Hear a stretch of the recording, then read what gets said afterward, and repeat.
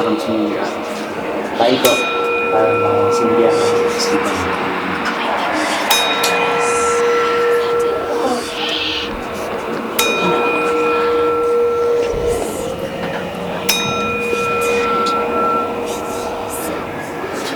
Ganda rin hangin sa tenga ko.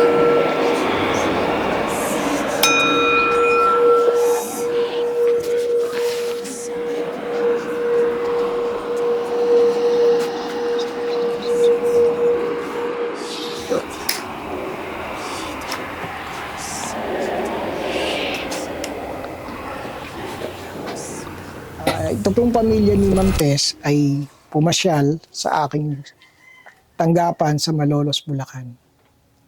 Dahil ang reason nila is gusto nilang makausap kahit saglit yung namayapa nilang tatay dahil sa isang bagay na parang una, yung pagkamatay niya sa hospital ay hindi nila nakausap at parang nagkaroon sila ng duda na baka parang may foul play ba or parang hindi nila tanggap na yung pagkawala ay normal. So, nag-establish po kami noon ng tinatawag natin mediumship o yung automatic writing. At dun sa mga ilan sa nabanggit ng father nila, number one is yung tungkol sa nanay nila na pinagbibilin. So gusto ni tatay na bantayan nila si nanay at huwag pabayaan. Siguro konektado na rin ito dahil sa siya, palagi siyang may mga nararamdaman at gusto niya siguro na bantayan nila si nanay. Pangalawa is, meron siyang binanggit sa akin na sabi niya, may nakikita siyang mga anino sa gilid ng bahay. So ito din yung kinumpirma nitong pamilya na talaga palang si tatay maraming kwento nung panahon na may sakit na siya at nung time din na nandito siya sa bahay, nangyayari na pala yun. So kung ano yung mga sinabi nila, yun din yung sinabi sa akin ni tatay. Kumbaga, na patunayan lang namin na totoong merong mga kakaiba o mga elemento or entities na nandito sa loob ng bakuran. So yun po yung isang dahilan kung bakit ako mismo yung nagsabi na pupuntahan ko yung lugar, gusto kong alamin kung ano talaga yung nangyari kay tatay. Kasi nung kinakausap ko si tatay, parang kakaiba yung pakiramdam ko. Mukhang hindi talaga natural. And yung mga paramdam, para kasing may nagko-command o may nag-uutos doon sa mga entities. Ang lakas Muugong yung tenga ko ngayon po habang narito ako sa bahay nila. So pag ganito po yung pakiramdam ko, pwede kong sabihin na medyo malakas yung mga nandito sa loob ng bahay nila. So ngayon maglalagay tayo ng mga equipment, no? Opo. Para patunayan natin kung talagang dito mismo sa kwarto ni tatay, Opo. may mga gumagalang elemento. Opo. Dito niya sa red nakita yung sinasabi niyang maitim na laki dito po mismo sa pader. Yan. So so far wala pa tayong activities. Pero iiwanan po natin tong REM pad. No? Opo. Yan po ma'am, tutunog yan ma'am kapag kusang may dumaan. O halimbawa ganyan, movement. Opo, yung parang dumidikit Yan. siya po. Pero yung distance mo dapat ganyan. Po si Rihanna, tita ko po si Tita Tess. At nakakita po ako dito sa bahay. Isa nakakaramdam din po. May nakikita po akong dumadaan sa hagdan. Tapos may naririnig po akong kumakatok. Yung distance ninyo ma'am, hindi siya enough para tumunog. Opo, medyo malayo. So hindi po natin kasi. masasabi na pag tayo lumabas at tumunog yan, Opo, ibig meron sabihin po, meron po. dito. Ito rin po yung music box naman. Tutunog din po ito kapag pero may delay. Yan mama. Hindi ako yun, hindi Pero kayo. po ako malayo eh.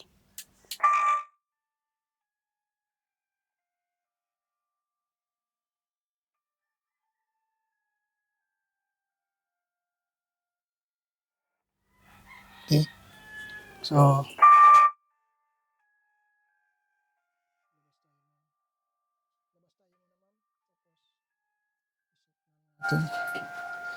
okay. So from here, yung distance ko po medyo malayo na doon sa REM pad.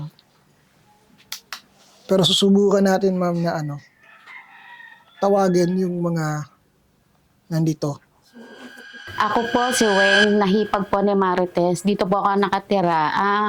Ang na-experience ko po dito sa bahay is, doon po sa likod, habang naglalaba po ako, may nakita pong akong anino na pumasok po sa loob namin. Tapos po, yung doon sa may CR naman po, may nakita rin po akong tao. Anino rin po. Tapos po, nung mga ilang araw din naman po, at doon po sa taas, may nakita naman po ako na bata na maliit na dumaan pa mismo sa harapan ko. Tapos, yung laruan po na nakapatong po doon sa may Dora box, bigla pong lumipad sa likod ko, nagulat naman po ako. Hindi na lang po ako umimik. Parang natakot, pero hinano ko na lang po yun. Parang dinedma ko na lang po, baka lang hangin. Ganun lang po. Tapos po yung experience naman po ng anak ko, nakita daw niya po yung lolo niya tulog na, tapos yung lola niya tulog na rin. Tapos may nakadagan po siya doon sa ibabaw ng dibdib ng lolo niya. Tapos yung tinignan daw niya, nagkumus-kumus siya ng mata, ang sabi niya, may nakita siyang babae nakadagan. Tapos pero si lolo niya tulog naman daw po. Tapos inulit-ulit niyang tinignan, nandoon pa rin po. Tapos nung pangatlong tingin niya daw po, wala na. Tumutunog Opo. po yung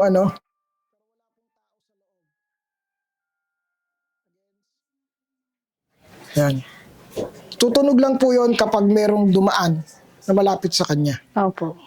Which is tumunog na pare-parehas po tayong nasa labas. Yes po, wala po So, tao ibig sa loob. sabihin, ma'am, meron pong nasasagap doon sa mismong kama. Okay?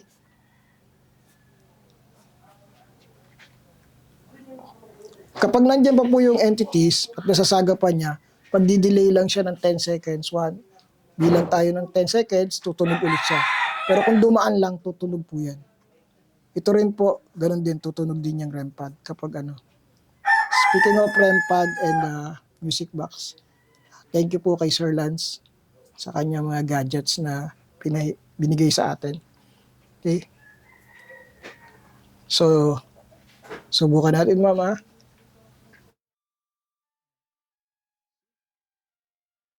Wala pong tao sa loob. Opo. Sir, possible pa yung tatay ko kaya yan? Posible din po at posible. Kasi dyan po siya na malagi nung Yan. nagkasakit siya eh. So, yun ma'am, kita nyo. Kanina, pinakita ko po sa inyo kung gaano lang kalayo bago Opo. kayo masagap nung Opo, music kailangan box. malapitan po talaga siya. Okay.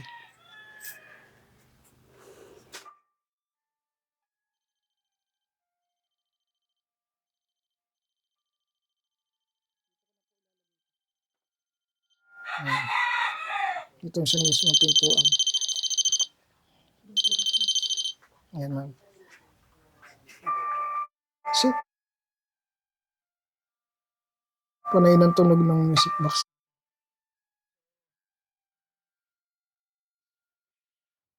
Kuhanan mo nga yung music box habang nandiyan sila. Para makita nila kung nasaan. Kung kalalapit sa REM pad, tutunog yun.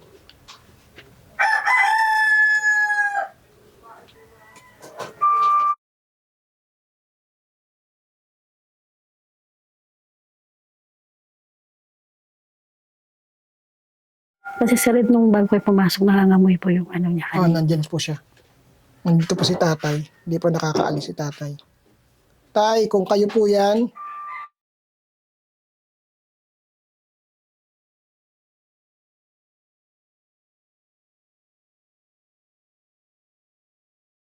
sa REM.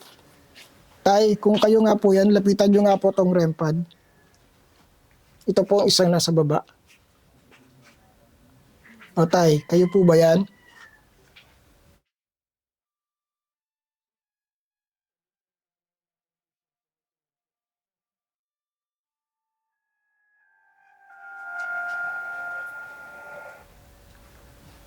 May gusto po ba kayong sabihin, tay? Kung meron po, patunugin niyo po ulit yan. Meron po kayong gustong sabihin? May gusto po kayong ipaalam?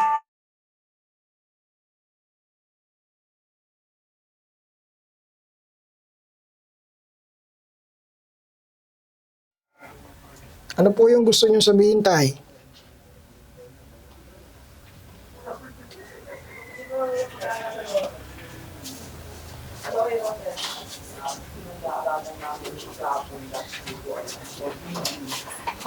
Ang dami niyang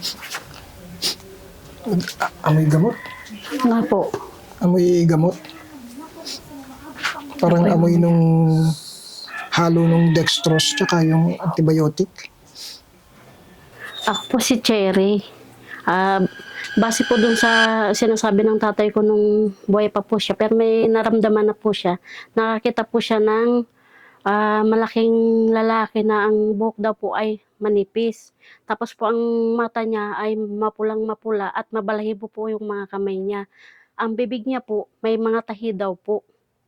At lagi po siya nakakita ng anino dumadaan sa harapan niya po.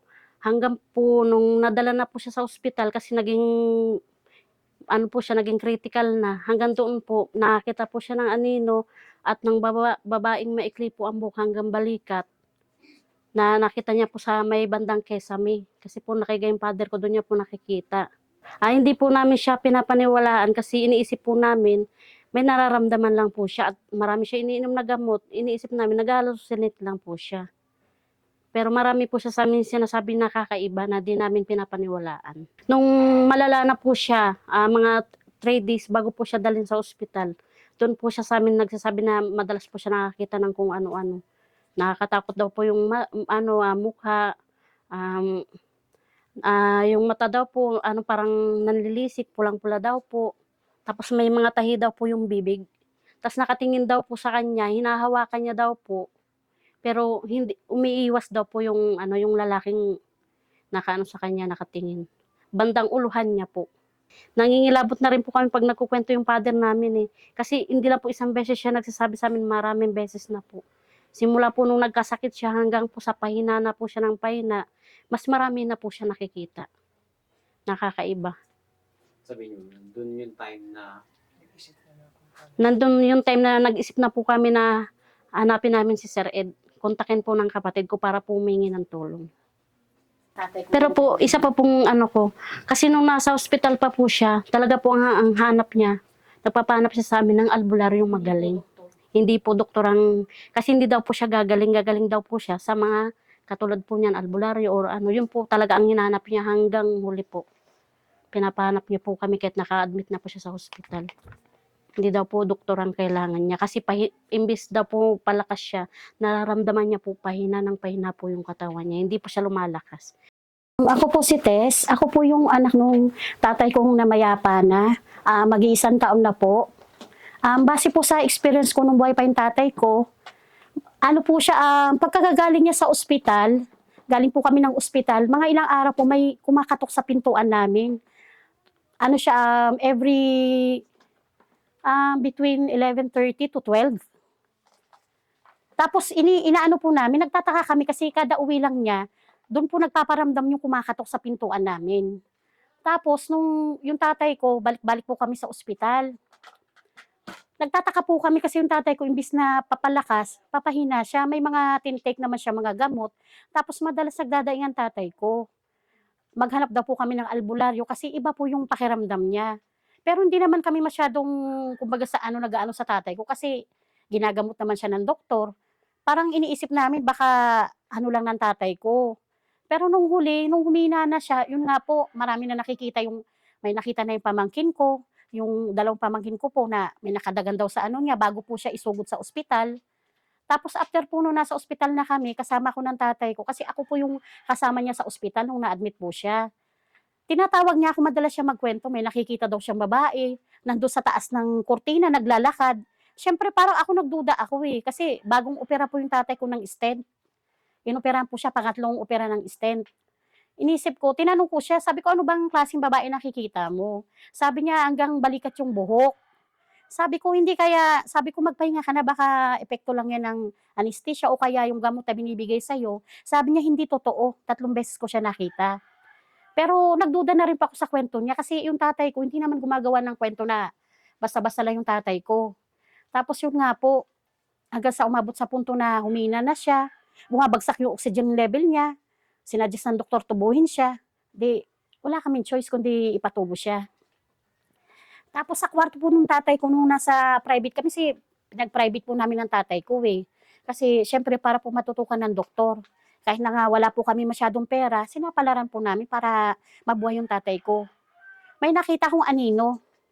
Lumapit po doon sa may, pero nakatubo na po siya nung time na yun. Anino po ng lalaki. Lumapit po sa kanya tapos papalabas sa pintuan. Eh, nung time na yun, akala ko po kasi sobrang antok ko. Syempre, wala pong tulog sa ospital. Nung mga time na yung tatay ko nandun po. Akala ko po, ano lang, namalikmata lang ako. Pero kasi, nakita ko siya papasok.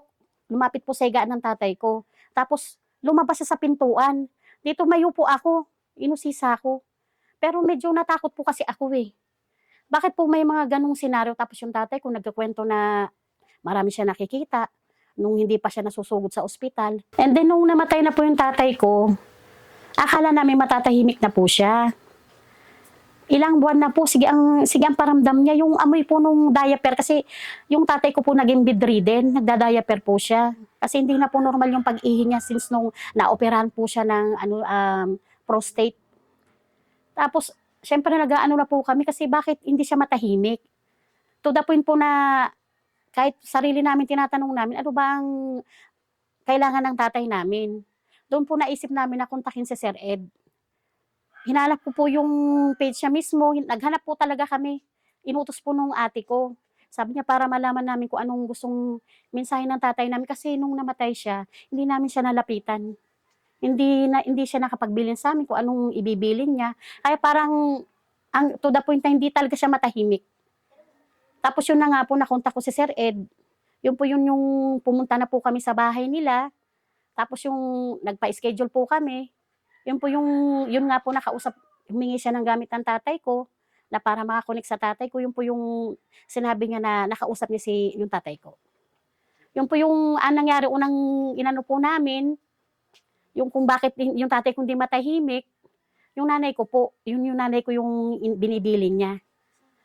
Tapos yung nakita nga po ni Sir Ed na may anino nga daw po sa gilid ng bahay. Ito po yung nung nakausap ni Sir Ed yung tatay ko at nakita niya po.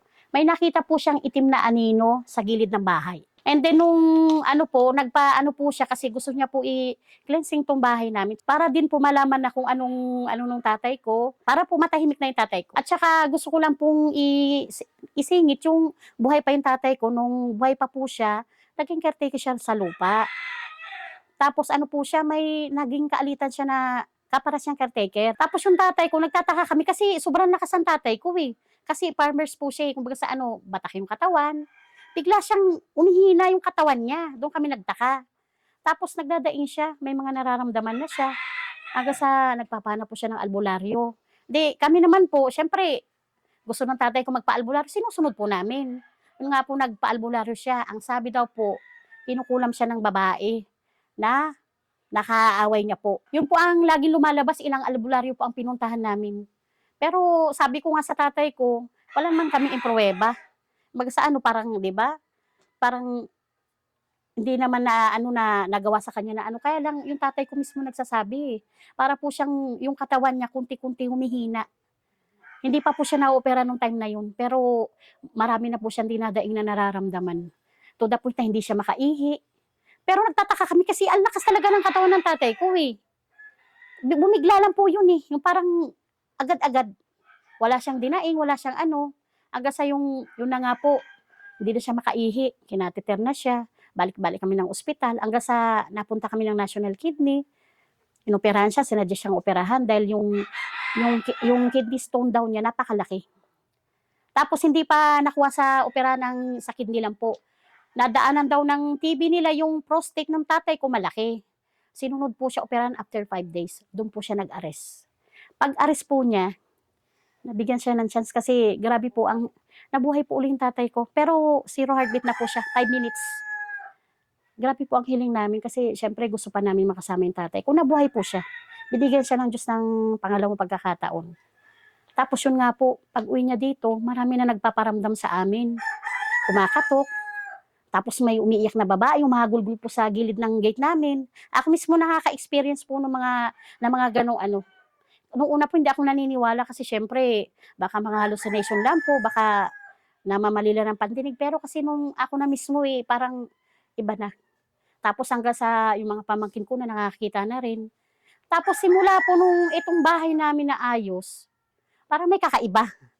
Parang iba po yung, ewan ko, iba po yung tingin ko eh. Sabi ko, hindi dahil namatay ang tatay ko. Parang may kakaiba siya na nagalaw, na hindi ko maramdaman.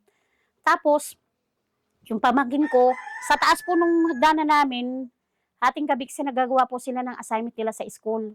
May nakita siyang white lady paakyat sa hagdanan dito po, sa hagdanan namin. Tapos sa taas po ng second floor namin, marami nagpaparamdam. Hindi naman po nabago ang bahay namin. Yun po yung pinagtataka namin. Bakit wala naman pong, hindi naman po bago kami dito. Parang ano lang po siya inayos. Yun po yun din gusto namin malaman. Kaya po kami kumunta kay Sir Ed. Kaya namin po pinapunta siya dito.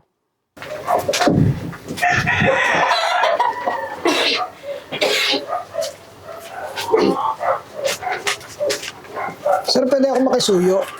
Pakuha nga po yung nilagay ko sa ano, yung bilog na ano, may ilaw. Sa may altar po yun, Sir, no?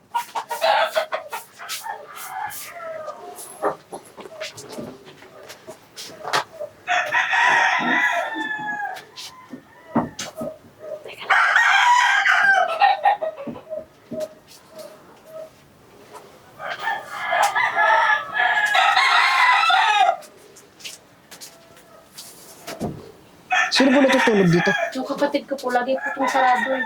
Nasa Bulacan po siya.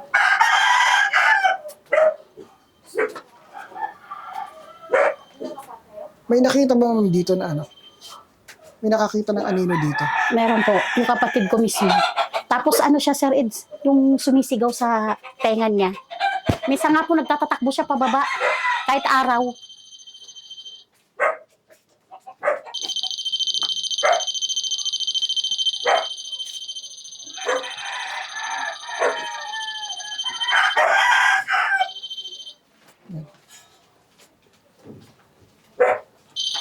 Yeah. Gumalaw. Hindi naman matitrigger ng boses yan. Kailangan dyan lumapit para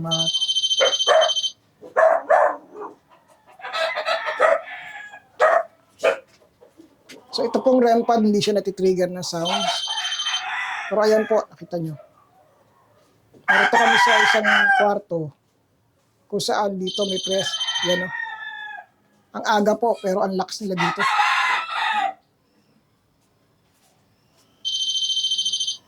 Yan o. Hindi tumitigil o.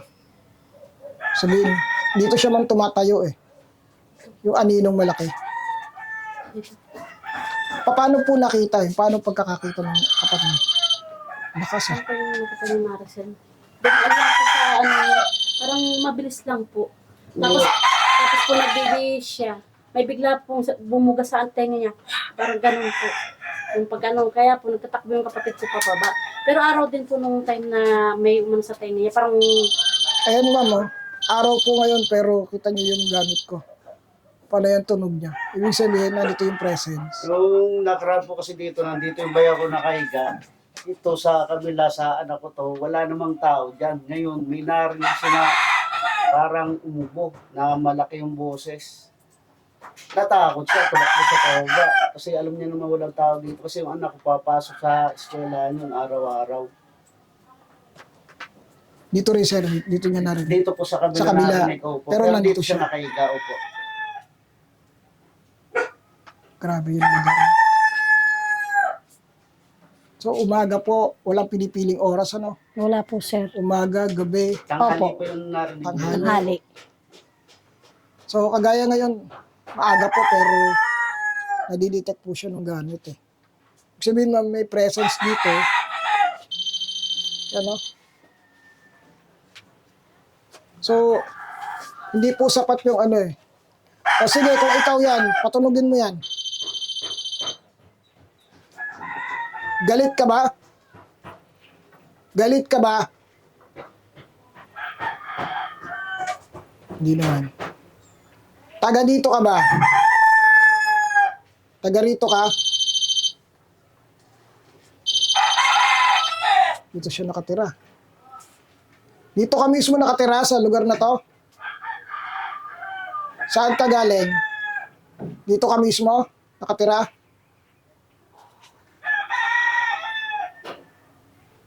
Hindi. Bakit ka narito?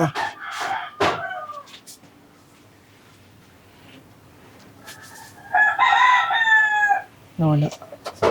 Umalis. Nawala na. Umalis na naman.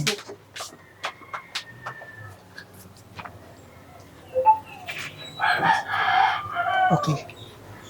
So, ma'am, ano? Layo, oh. Layo ko, ha?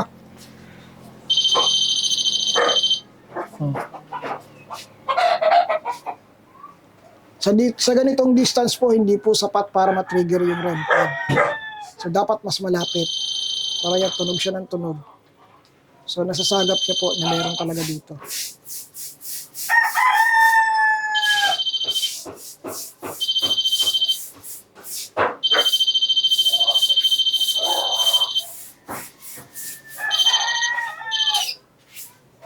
Off natin. Okay. Ma'am, ganito yung gagawin natin, ha? Since kayo po kasi yung may bahay, yung sisindihan ko po na pausok, kayo po ang mag-iikot. Ako po doon sa baba habang nagpapatulog ako ng bell. Ikutin niyo po itong kabahayan, buong bahay.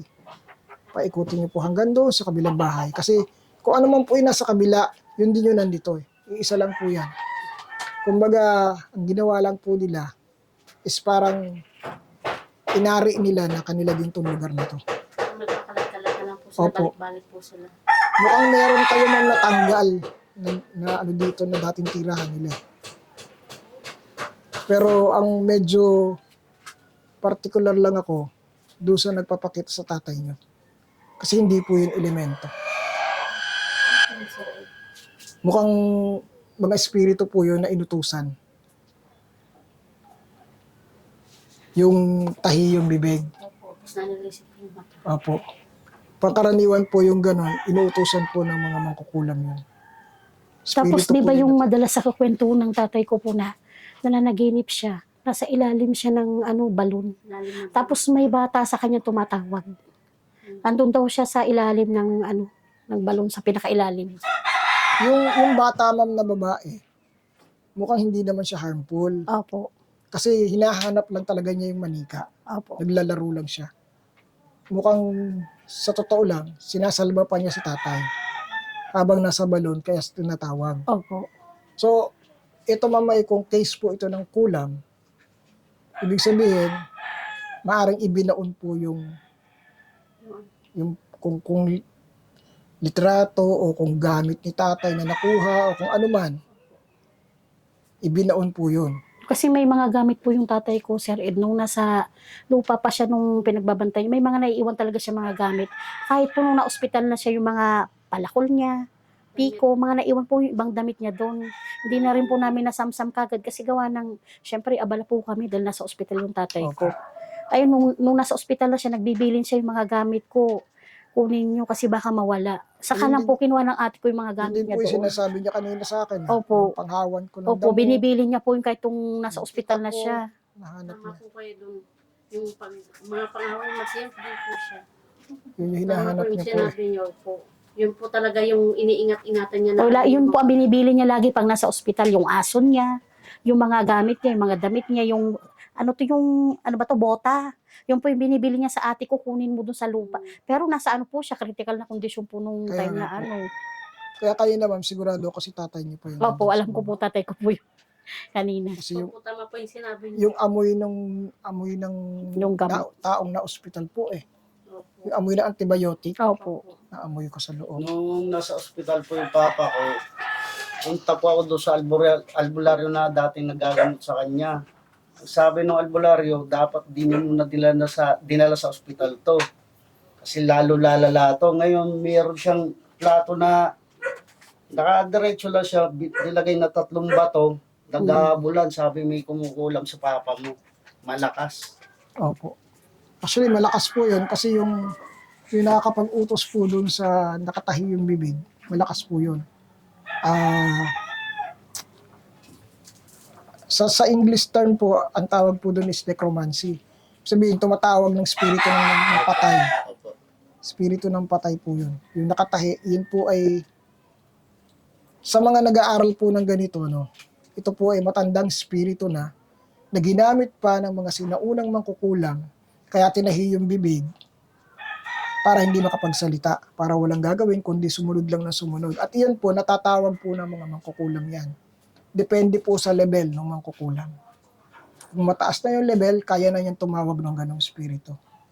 Medyo nakalimutan ko lang kung anong pangalan Tsaka niya. Sir Ed, anong tawag. nung mga ilang weeks na, yung tatay ko lagi kong napapanaginipan. Sa panaginip ko po, nagsasabi siya, kinulam siya ng lalaki, kumulam sa kanya. Sa unang panaginip ko. Sumunod na panaginip ko, ng babae. Dalawa daw po yung kumukulam sa kanya. Pero kasi sabi ko, patay na yung tatay ko, bakit may mga ganong senaryo pa na nagbabalik sa akin Hindi na lang po nanaginip? siya natahimik siguro. O nga po, yun po yung laging sinasabi niya. Ang unang kumulam daw sa kanya lalaki, kakilala niya. Tapos sumunod babae. Hindi ko po masyadong inano kasi syempre wala na rin po yung tatay ko. Baga sa ano baka po kabaliktaran po sa panaginip po, karamihan po ganon. Pero para po siyang lagi may gustong sabihin, Oh, ginugustong sinasabi sa akin sa panaginip ko po eh. sige ma'am. Gagawin ko po yung kayo po yung magpapauso ka. Sige po. Dito sa kabila.